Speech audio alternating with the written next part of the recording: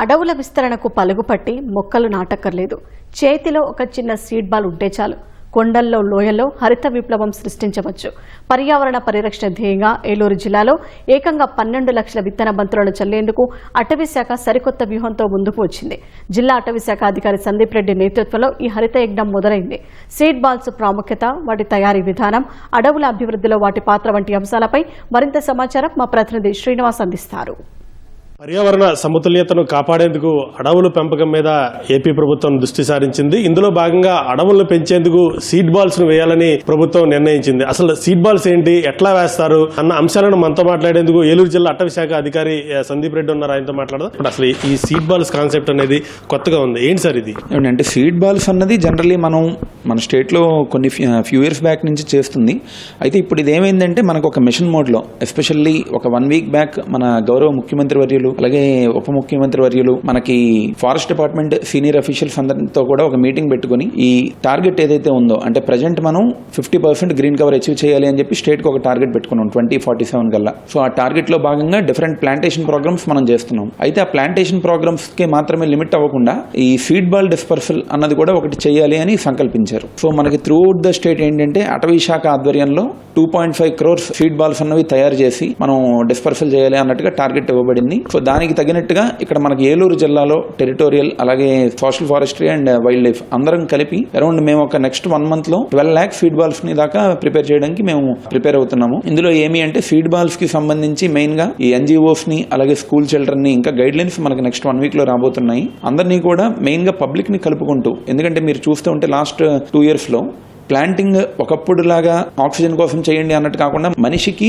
ఒక చెట్టుకి ఒక ఎమోషనల్ కనెక్ట్ కోసం అమ్మ పేరిట ఒక చెట్టు, ఏక్ పేడ్ మాకే నామ్, ఈ కైండ్ ఆఫ్ ప్లాన్ తో ఫారెస్ట్ డిపార్ట్మెంట్ అన్నది ముందుకు వెళ్తుంది. సో ఇప్పుడు ఈవెన్ ఈ సీడ్ బాల్స్ కూడా ఏంటి అంటే ఇవి తయారు చేసి రేపు పొద్దున మనం పబ్లిక్ ని ఇన్వాల్వ్ చేయడం వల్ల వాళ్ళందరికీ కూడా మనం ఎందుకంటే చాలా మందిగా మట్టి గానీ పేడ గానీ నాకు తెలిసి చాలా మంది ముట్టుకుని ఉంటారు. అది మనకి ఈ సీడ్ బాల్ ద్వారా ఏంటి అంటే మన రూట్స్ ఏంటి, ఆ సాయిల్ ని, ఎందుకంటే ఇప్పుడు మోస్ట్ ఇంపార్టెంట్ ఆ సాయిల్ క్వాలిటీ అన్నది కూడా నెక్స్ట్ ఫ్యూ ఇయర్స్ లో చాలా ఇంపార్టెంట్ ఆస్పెక్ట్. సో ఈ సీడ్ బాల్ అన్న ప్రోగ్రామ్ ద్వారా మనం అందరిలో కూడా ఒక మాసివ్ అవేర్నెస్, ఎందుకంటే సీడ్ బాల్స్ తయారు చేయడం అండ్ అలాగే విసరడం అనేది రిలేటివ్లీ కొంచెం ఈజీ. ఈ సీడ్ బాల్స్ అనేది ఎట్లా తయారు చేస్తున్నారు సార్?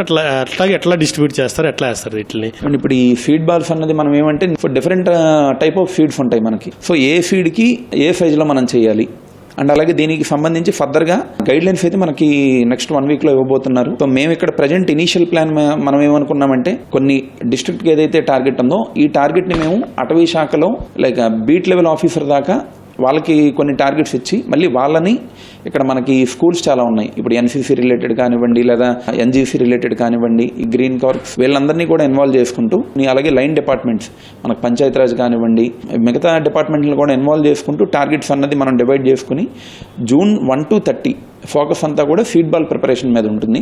అంటే దానికి రేషియో ఏంటి, ఫర్ ఎగ్జాంపుల్ ఒక 60 to 70% ప్యాడ్ అన్నది కౌడంగా ఉంటే బెటర్, అండ్ అలాగే 30% మనం మేబీ ఈ రిమైనింగ్ సాయిల్ అండ్ శాండ్ ఏ రేషియోలో ఉండాలి, అండ్ ఇది మ్యాక్సిమం ఏమి న్యాచురల్గా ఆర్గానిక్గా ఎలా వెళ్ళాలి, అండ్ ఇవన్నీ కూడా టెక్నికల్గా కూడా మేము సబ్సిక్వెంట్గా చెప్తాము.